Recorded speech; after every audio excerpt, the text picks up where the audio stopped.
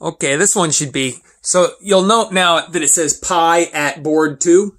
So that is the username is still pi here because it's on the default. And at the host name is board 2. But I'm going to go ahead and change this username to slave, which is going to be add user space, or maybe just add user. Let me see. ADDUSER. Enter. Only root may add a user or group to the system. Okay, let's try sudo add user.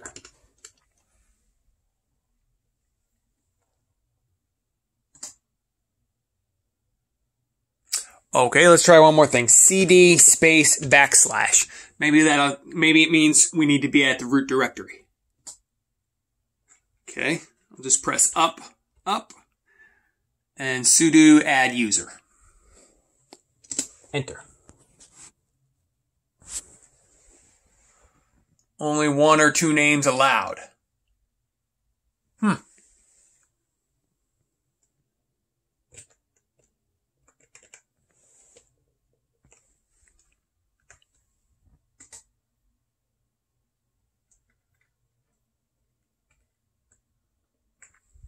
Okay, let me try one more. Sudo add user space slave is what I want to add.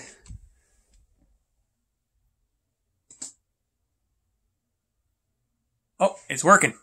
Adding user slave, adding new group slave 1001, adding new user slave 1001 with group slave, creating home directory home dash slave rather. Copying files from etc-skel, new password. Okay, I'm going to use the same. It'll be username slave, password slave.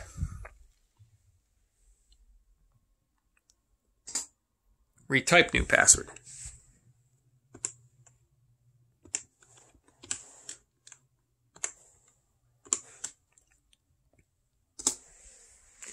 Password updated successfully, changing the user information for slave. Enter the new value or press enter for the default.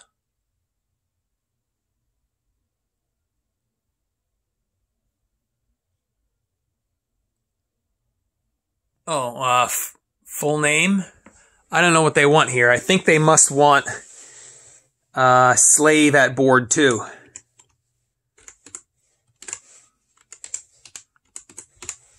That's just a guess. I hope it works. They want the full name, right? That's username at host name. What? Room number?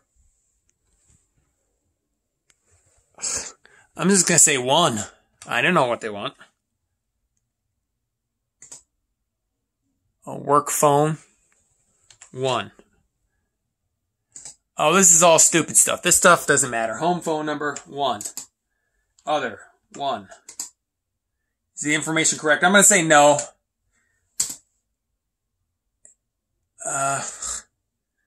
Changing user information. Enter the new value or press enter for the default.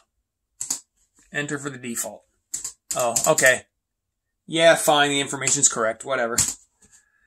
All right, that's a bunch of stupid stuff. Never mind all that. I don't know why they asked for all that crap.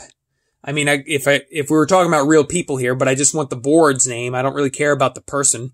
The person running the thing is always us. So, and nobody needs our information, our address or phone number. So I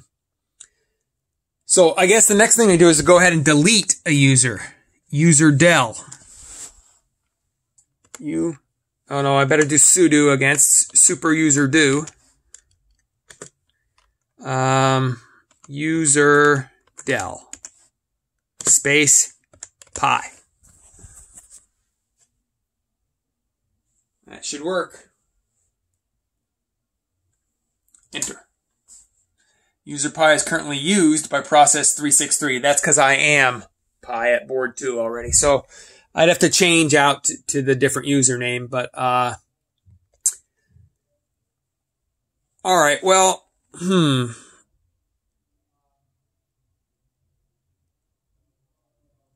Oh yeah, so I want to do one other thing. I wanted to find the serial number. Cat proc-CPU info. CAT space PROC dash CPU info. All right, there it is. And let's make it bigger. I guess it doesn't really matter. There's the serial number in hexadecimal. Okay. So I'm going to put this down. You'll have to look at my face again, I guess, while I write down serial number to board 2. It's 0000. So 8 zeros to start with. 0000 0000.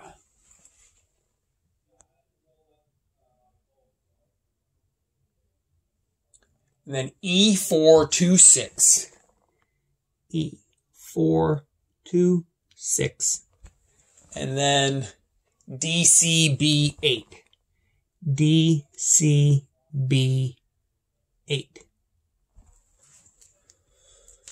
All right.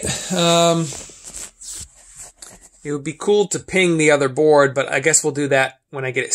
See, right now I still have this, the slave board. It's set up as a master right now so that I can get into it and change the stuff. So now I got to shut it off and make it back to a slave and then try to access it through SSH through the master board. But so what do we still have? We still have username pi. I will change that username to master.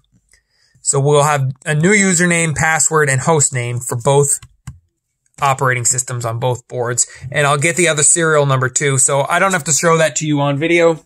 Look, this video is another 7-minute video. So I'm already bogging you down with tons of crap to watch. And I still haven't even gotten to SSH, the part where we get to run it like a robot with a brain chip and a sub-brain chip, a local brain chip for everywhere on your hands and your arms. So the brain can just say, hey, move our hand to where it needs to be and let the other chip take over. That's the plan. And by sending you these boards, I'd like you to get involved and do it and have fun. And then we can trade code back and forth. It's all open source code. All we have to do is, you just change a little bit here and there. Just a little widget here, little widget there, add a little code, subtract a little. And because it's Linux and it's open source and free and open source software, slap your name on it. You write up a small description of what you did to change the software, and nobody cares because it's all free. It's free to change, free to use, free to copy, give to your friends, all kinds of stuff like that. So just go ahead and steal everybody's code. Just look for that GNU, G-N-U, GPGL. I can't remember the name of it now. You just look up the license and make sure it says free to use and copy and all that stuff. There's a newer version, 3.0, GNU licensing.